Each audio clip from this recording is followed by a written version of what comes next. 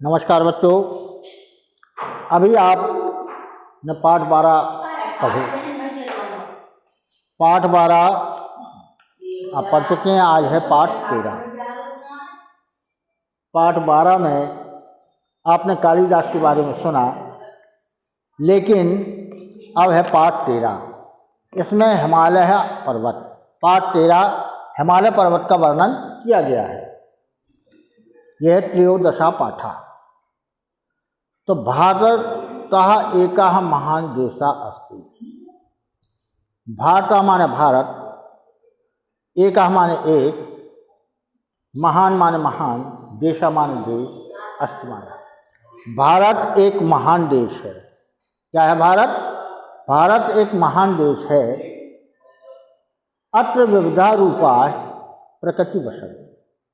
अत्र माने यहाँ, विविधा माने अनेकों, रूपों में, प्रकृति माने प्रकृति, वसति में यहाँ अनेक रूपों में प्रकृति रहती है। अर्थात यहाँ जैसी ऋतुएं होती हैं वैसी अन्य कहीं नहीं। यहाँ गर्मी, जाड़ा, बरसात ये ऋतुएं होती हैं, जिससे हमें सर्दी का अनुभव भी होता है। ग्रीष्म ऋतु में गर्मी का अनुभव होता है और वर्षा ऋतु में हम पानी का आनंद देते हैं। तो ऐसा केवल अपने ही क्षेत्र में है, कई देशों में नहीं। वहाँ का साल भर जाड़ा बना रहे, कभी कभी थोड़ी बहुत गर्मी है। तो उसने कहा है अत्र विविधा रूपा प्रकृति वसति। यहाँ प्रकृति अनेकों रूपों में रहती है, कभी ठंडी, कभी गर्मी, कभी बरसात। अत्र एकस्मिन् वर्षे षड् ऋतवः भवन्ति। अत्र माने यहाँ, एकस्मिन् वर्ष माने एक वर्ष में, षड् माने 6, ऋतुआ माने ऋतु, भवन्ति माने होती हैं। यहाँ एक वर्ष में 6 ऋतुएं होती हैं। अब बताइए, 6 ऋतुएं होती हैं एक वर्ष में। एक वर्ष में 6 ऋतुएं होती हैं। तो कौन कौन सी हैं? ग्रीष्म, वर्षा, शरद, शिशिर, हेमंत और बसंत। वे कौन कौन सी हैं? ग्रीष्म माने गर्मी, वर्षा माने वर्षा, शरद माने शीत ऋतु, शिशिर, हेमंत, क्या माने और बसंत माने। तो यहाँ एक वर्ष में 6 ऋतुएं होती हैं। गर्मी, वर्षा, जाड़ा, शिशिर, हेमंत और बसंत। तो यहाँ अभी आपने ऋतुओं के बारे में सुना। पुनः यहाँ तक देख लीजिए। भारतः एकः महान देशः अस्ति। भारत माने भारत, एकः माने एक, महान माने बड़ा, देश माने देश, अस्ति माने भारत एक महान देश है।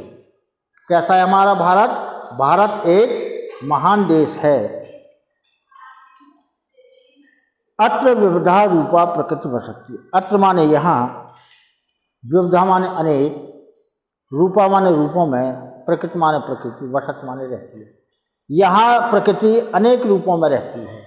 यानी हमेशा ऐसा नहीं होता जैसे कई पश्चिमी देशों में का वर्ष भर जाड़ा हो, बर्फ ही गिरती रहे, लेकिन यहाँ ऐसा नहीं है।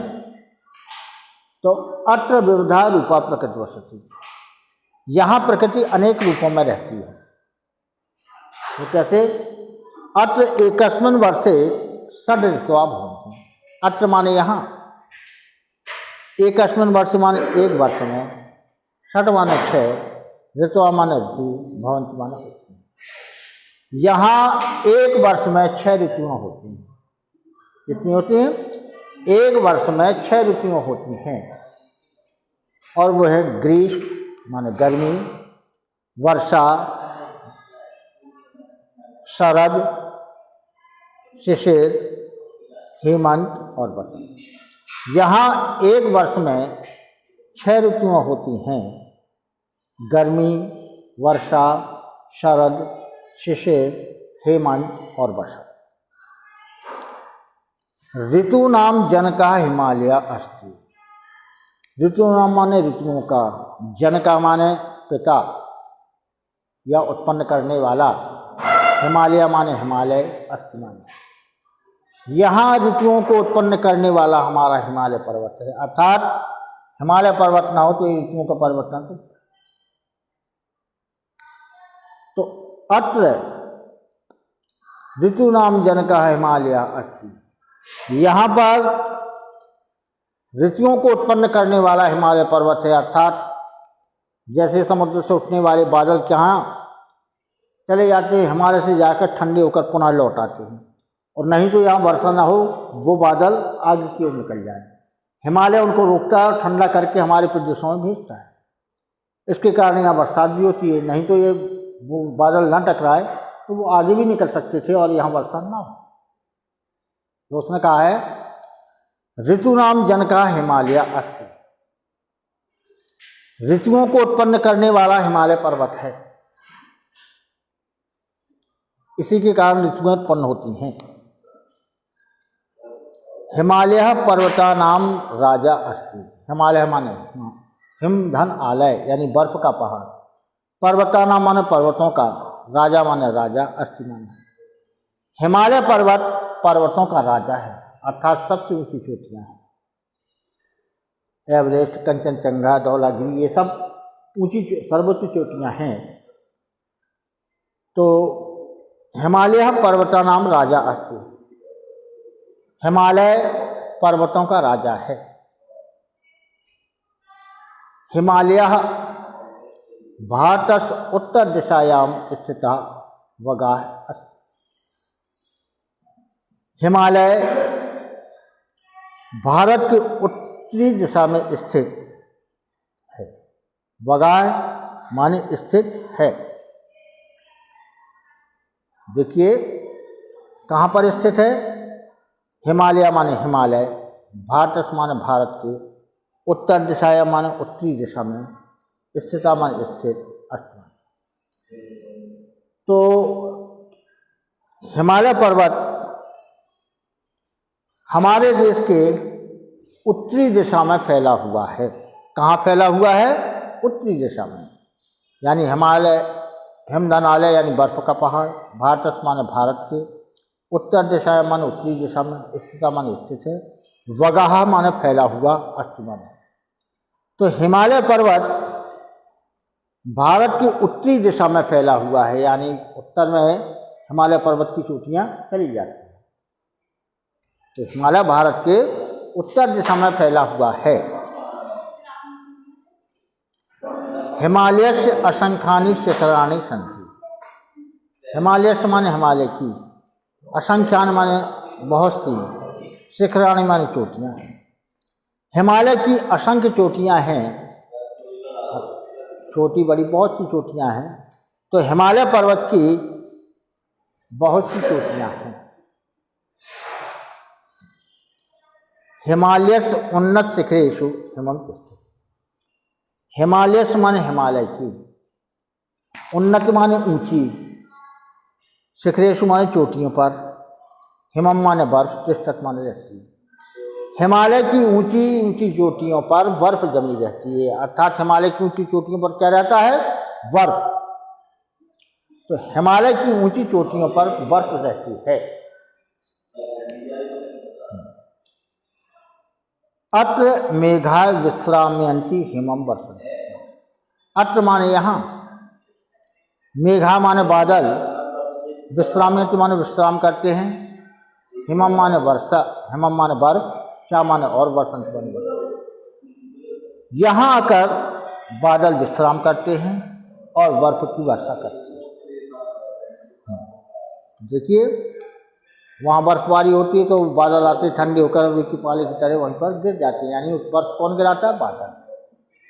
तो यहाँ आकर बादल विश्राम करते हैं और बर्फ की वर्षा करते हैं।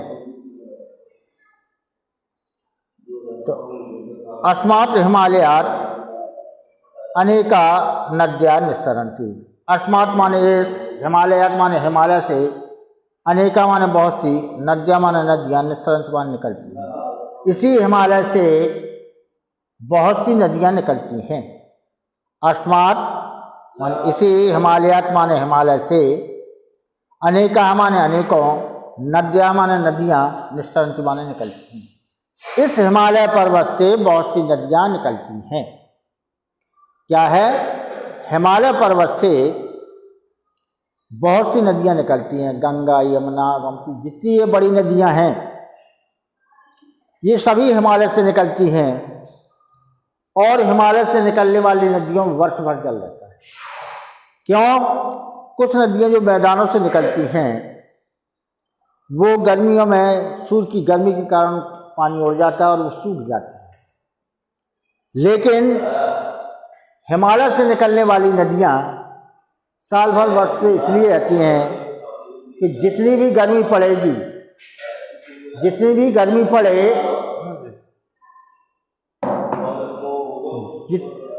जितनी भी गर्मी पड़े उससे बर्फ पिघलती है और उससे पानी बनता है, उससे बर्फ पिघलती है और पानी बनता है। इस कारण हिमालय से निकलने वाली नदियां वर्ष भर पानी से भरी रहती हैं। एताः नद्या भारतस्य विस्तृतं भूभागं सिंचति। एताः माने ये, नद्या माने नदियाँ, भारतस्य माने भारत के, विस्तृत माने बहुत बड़े, भूभागम सिंचति जमीन को सींचती हैं। ये नदियाँ भारत के बहुत बड़े भूभाग को सींचती हैं। अर्थात इन नदियों से भारतवर्ष के अनेक भूमि पर सिंचाई की जाती है और उस सिंचाई से क्या होते हैं, हमारे खेत हरे भरे होते हैं जिससे अनाज पैदा होता है। यदि ये नदियाँ ना हो तो हमारे देश में पानी की कमी होती है। तो वो कहते हैं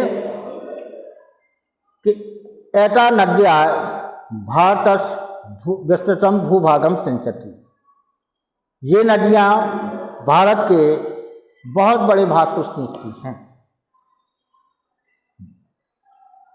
अनेन बहून अन्नानि भवन्ति।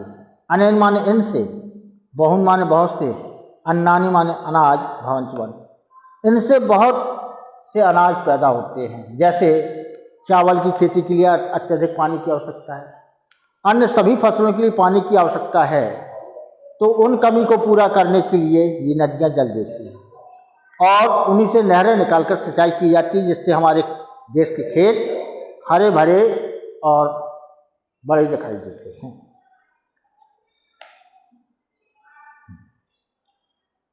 हिमालय क्षेत्रफलाना अपि प्रचुरम सस्यम भवति। हिमालय क्षेत्रफलाना अपि, हिमालय के क्षेत्रफल से भी प्रचुर सस्यम भवति, हिमालय क्षेत्र में भी अधिक खेती होती है। तो हिमालय क्षेत्रफलानाम अपि प्रचुरम सस्यम भवति, हिमालय के क्षेत्रफल में भी अधिक मात्रा में फसलें होती है। सस्य माने खेती या फसलें होती हैं। अब वहाँ किसकी खेती होती है? जैसे हमारे यहाँ गेहूँ चावल की होती है, तो वहाँ फलों की खेती अधिकतर, जैसे सेब वगैरह है, ये कहाँ से? हिमालय के क्षेत्रों से आते हैं। सेवा नाम, अछोटा नाम, वातदानाम, काज वादी नाम च समुट्पीलस्तु अत्र तिष्ठति। तो यहाँ पर सेवा नाम माने सेवों की, अछोटा नाम माने अखरोट की, वातदाना माने वात दाना माने बादाम की, काज वादी नाम माने काजुओं की, च समुपीलस्तु अत्र भवन्ति, और यहाँ से अनेक प्रकार की फसलें पैदा होती हैं। पीला, तो अब बताइए यहाँ कौन कौन से? सेब, अखरोट, बादाम, काजू और अन्य चीज़ें भी यहाँ पैदा होती हैं। यानी ये हमारे क्षेत्र की पैदा है। जहाँ ठंडक अधिक रहती है वहाँ इस प्रकार की फलों की खेती होती है। देखिए सेब भी, अखरोट, बादाम, काजू, ये सब वस्तुएं कहाँ पैदा होती हैं? ये संपूर्ण वस्तुएं हिमालय क्षेत्र में ही पैदा होती हैं और वहीं से आती हैं। तो अब यहाँ तक देख लीजिए पुनः एक बात। भारत एक महान देश अस्ति, भारत एक महान देश है। अत्र विविधा रूपा प्रकृति वसति, यहाँ प्रकृति अनेक रूपों में रहती है। अत्र एकस्मिन् वर्षे षड् ऋतवः भवन्ति, यहाँ एक वर्ष में 6 ऋतुएं होती हैं, ग्रीष्म, वर्षा, शरद, शिशिर, हेमंत और वसंत। ऋतु नाम जनकः हिमालय अस्ति। ऋतुओं को उत्पन्न करने वाला हिमालय है। हिमालय पर्वता नाम राजा अस्ति। हिमालय पर्वतों का राजा है। हिमालय भारतस्य उत्तर दिशायां स्थिता वगः। हिमालय भारत की उत्तरी दिशा में फैला हुआ है। हिमालयस्य उन्नत शिखरेषु असंख्यानि शिखराणि सन्ति। हिमालय पर बहुत सी असंख्य चोटियां हैं। हिमालयस्य उन्नत शिखरेषु हिमं तिष्ठति। हिमालय की ऊंची ऊंची चोटियों पर बर्फ जमी रहती है। क्या जमी रहती है? बर्फ। अत्र मेघा विश्रामयन्ति। यहाँ मेघ विश्राम करते हैं, बादल विश्राम करते हैं। हिमं वर्षन्ति च, और बर्फ की वर्षा करते हैं। अस्मात् हिमालयात् अनेका नद्यः निस्सन्ति। इसी हिमालय से बहुत सी नदियाँ निकलती हैं। ये गंगा, यमुना, गोमती, गंडक, ये कहाँ से निकलने वाली? हिमालय से। तो इसी हिमालय से बहुत सी नदियाँ निकलती हैं। एता नद्याः भारतस्य विस्तृतं भूभागं सिंचन्ति। और यही नदियाँ भारत के विशाल भूमि को सिंचती हैं, अर्थात इन पर बांध बनाकर नहरें निकाली गई हैं, जिनसे बहुत दूर दूर तक सिंचाई होती है। क्योंकि बिना पानी के कोई भी कृषि उत्पन्न नहीं होती। और भारत की वर्षा निश्चित नहीं है, कभी ज़्यादा वर्षा हो जाती, कभी कम वर्षा हो जाती है। तो पानी की इस कमी को पूरा करने के लिए नदियों का सहारा लिया जाता है। तो अहो अनेन बहून अन्यानि भवन्ति। इससे अनेक प्रकार के अनाज पैदा होते हैं। कोई चावल बोता है, कोई गेहूं बोता है। तो सभी फसलों को पानी की आवश्यकता होती है। और पानी की कमी कौन पूरा करता है? ये नदियाँ।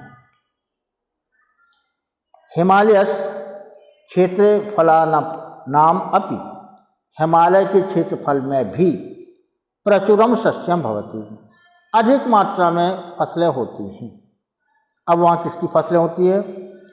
सेवा नाम, अछोटा नाम, बातदा नाम, काजवादी नाम, क्या समुत पील वस्तु अत्र। तो यहाँ पर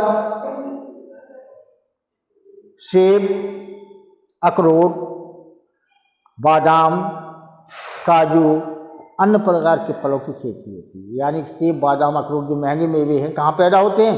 हिमालय क्षेत्र पर। अत्र हिमालय अनेकी वनस्पतियाँ औषधियाँ च उत्पत्ति। अत्र माने सी, हिमालय माने हिमालय पर, अनेके माने बहुत सी, वनस्पतियाँ माने वनस्पति, औषधियाँ च और दवाइयाँ उद्भवंती पैदा होती। इसी हिमालय क्षेत्र पर अनेक प्रकार के पेड़ पौधे और औषधियाँ उत्पन्न होती हैं। अब औषधियाँ उत्पन्न होती हैं, लेकिन उन्हें पहचानने वाला चाहिए। तो पहले वैद्य होते थे, वो उन औषधियों को पहचान लेते थे, लेकिन अब वैद्य कम रह गए। तो क्या बताया है कि इसी हिमालय पर अनेक प्रकार की वनस्पतियाँ और औषधियाँ पैदा होती हैं। अत्र अनेकानि रम्यानि पर्यटन स्थलानि। अत्र माने यहाँ पर, अनेकानि माने बहुत से, रम्यानि माने सुंदर, पर्यटन स्थल माने घूमने के स्थान, संति माने। यहाँ अनेकों सुंदर घूमने के स्थान हैं। अब देखिए, हिमालय से लगा हुआ कश्मीर, जहाँ डल झील, निशात बाग, ये सभी प्रसिद्ध चीज़ें हैं जहाँ दर्शक लोग इनको देखने जाते हैं और वहाँ की प्राकृतिक सुंदरता को देखकर प्रसन्न होते हैं। तो कहा है अत्र अनेकानि रम्यानि पर्यटन स्थानानि। यहाँ पर अनेकों सुंदर पर्यटन स्थल है। अमरनाथ, बद्रीनाथ, गंगोत्री, यमुनोत्री नामकानि तीर्थानि मंदिराणि च सन्ति। अमरनाथ की गुफा, बद्रीनाथ, गंगोत्री और यमुनोत्री, नाम के तीर्थ स्थान और मंदिर भी यही हैं, अर्थात जहाँ भी वो तीर्थ है वहाँ उनकी मूर्ति भी बनी हुई है। यहाँ पर अमरनाथ, बद्रीनाथ, गंगोत्री और यमुनोत्री नामक तीर्थ स्थान और उनके मंदिर हैं। मंदिराणी च सन्ति, अर्थात अमरनाथ की गुफा कहाँ है? हिमालय में। बद्रीनाथ कहाँ है? हिमालय में। और गंगोत्री, यमुनोत्री कहाँ पर स्थित है? सभी हिमालय। तो ये सभी तीर्थ स्थान और मंदिर यहीं पर हैं। पर्वतस्यास्य समुन्नतानि हिमाच्छादितानि च शिखराणि पर्यटकानां सदैव आकर्षयन्ति। पर्वतस्य, इस पर्वत की, समुन्नतानि, उन्नतशील चोटियाँ या सबसे ऊंची चोटियाँ, हिमाच्छादितानि, जिन पर जो बर्फ से ढकी हुई हैं, यानी वे चोटियाँ जो बर्फ से ढकी हुई हैं, च शिखराणि, और ऊंची ऊंची चोटियाँ, पर्यटकान सदैव आकर्षित, यात्रियों को अपनी ओर आकर्षित करते हैं। इस पर्वत की ऊंची ऊंची चोटियाँ और बर्फ से ढके हुए क्षेत्र पर्यटन भ्रमण करने वालों को अपनी ओर आकर्षित करते हैं, यानी उस सौंदर्य को देखने के लिए बहुत से लोग दूर दूर से आते हैं और यहाँ कुछ दिन बिताकर चले जाते हैं। तो पर्यटकाः सुदूर देशेभ्यः हिम सौंदर्य द्रष्टुम हिमालयं प्रत्यागच्छन्ति आनंदम च अनुभवन्ति। पर्यटकाः माने घूमने वाले, सुदूर देशेभ्यः माने दूर देशों से, हिम सौंदर्य माने बर्फ की सुंदरता को, द्रष्टुम माने देखने के लिए, हिमालय माने हिमालय की ओर, प्रत्यागच्छन्ति माने आते हैं, आनंदम माने आनंद, चा माने और, अनुभवंत माने अनुभव करते। पर्यटक यानी घूमने वाले दूर देशों से इस बर्फ के सौंदर्य को देखने के लिए हिमालय की ओर आते हैं। तो बहुत से पर्यटक जो दूर देशों से बर्फ के सौंदर्य को देखने के लिए यहाँ आते हैं। आनंदम च अनुभवन्ति, चा माने और आनंद का अनुभव करते हैं, यानी दूर देशों से लोग यहाँ बर्फ के सौंदर्य को देखने के लिए आते हैं और आनंद का अनुभव करते हैं। ग्रीष्म तत्व तो हिमालय पर्यटक नाम संख्या भूषी बन। ग्रीष्म तत्व यानी ग्रीष्म धन ऋतु, गर्मी की ऋतु में तो हिमालय, इस हिमालय पर्वत पर पर्यटक का नाम संख्या, घूमने वालों की संख्या भूसी बढ़ती, बहुत अधिक बढ़ जाती है। यानी गर्मी, देखिए गर्मी की ऋतु में सभी बच्चों की छुट्टी होती है और अध्यापकों की होती है, तो कुछ लोग घूमने के लिए बच्चों को साथ लेकर जाते हैं। अन्य दिनों इसलिए नहीं जा सकते कि अवकाश नहीं होता, बच्चों की छुट्टी नहीं होती, बच्चों के कारण रुकना पड़ता है। तो गर्मी की ऋतु में यहाँ पर्यटकों की संख्या या भ्रमण करने वालों की संख्या अधिक बढ़ जाती है, क्योंकि वहाँ ठंडक की ठंडक रहती है और गर्मियों में घूमने का प्लान भी हो जाता है, वहाँ घूम कर लौट आते हैं। प्राचीन काले अत्र ऋषयः मुनयः च तपस्यां कुर्वन्ति। प्राचीन काले माने पुराने समय में, अत्र माने यहाँ, ऋषयः मुनयः, ऋषि और मुनि, तपस्यां कुर्वन्ति, तपस्या करते। प्राचीन काल में यहाँ ऋषि मुनि लोग तपस्या करते थे। प्राचीन काले अत्र ऋषयः मुनयः च तपस्यां कुर्वन्ति। प्राचीन काल में यहाँ ऋषि और मुनि तपस्या करते हैं। एवं हिमालय भारत देशस्य पालकः रक्षकः च, और इस प्रकार हिमालय माने हिमालय, भारत देशस्य माने भारत देश का, पालक माने पालन करने वाला, च माने और, रक्षक माने रक्षक, अस्ति माने, और इस प्रकार हिमालय पर्वत भारत देश को का पालक है और उसकी रक्षा भी करता है। यानी भारत देश का पालन पोषण भी करता है और उसकी रक्षा करता है। पालन पोषण कैसे करता है? यहाँ से निकलने वाली नदियाँ के जल से हमारे से क्षेत्र सिंचित होती है, जिससे अनाज उत्पन्न होता है और हमें कोई कमी नहीं होती, जिसके कारण हम वो कहता है पालन पोषण करना। पालन तो इस प्रकार हो, जब अनाज की कमी नहीं होगी तो लोग भूखे नहीं मरेंगे। ये हुआ पालन पोषण। और रक्षका चासी, हिमालय पर्वत भारत के बीच में प्रहरी के समान खड़ा है, जैसे कोई रक्षक खड़ा हो, तो ये विदेश से आने वाले आक्रमणकारियों को अचानक भारत में प्रवेश नहीं करने देता। इस कारण ये रक्षक भी है। तो उसने कहा हिमालय भारत देशस्य पालकः रक्षका चासी। हिमालय पर्वत भारत देश का पालन पोषण करता है और उसकी रक्षा भी करता है, क्योंकि ये प्रहरी के समान बीच में खड़ा हुआ है। विदेशी से आने वाले नागरिक अचानक हमारे देश पर आक्रमण नहीं कर सकते।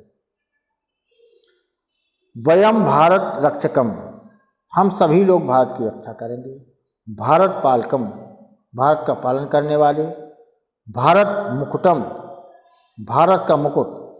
नगाधिराजा हिमालय, नग धन, नग माने होता पर्वत, राजा माने ये पर्वतों का राजा हिमालय को हम सभी लोग प्रणाम करते हैं। तो देखिए, हम भारत के रक्षक, भारत के पालनकर्ता, भारत का मुकुट, इस पर्वतों के राजा हिमालय को प्रणाम करते हैं। कालिदासा आत्म पृथिव्या मानदंडत्वेन अवर्णयत्। कालिदास ने इसे पृथ्वी का मानदंड या मापक यंत्र कहा है। अर्थात कालिदास ने अपने ग्रंथों में इसे पृथ्वी का मानदंड यानी धुरी कहा है। इसी के सारे ये संपूर्ण पर्वतों से ऊंचा है, इसलिए इसे पृथ्वी की धुरी भी कहा है। तो ये था अभी आपका ये पाठ। अभी पाठ यही समाप्त होता है। इसके एक्सरसाइज हम बाद में भेजेंगे। जो समझ में ना आया हो कृपया पुनः लिख कर भेजें। धन्यवाद।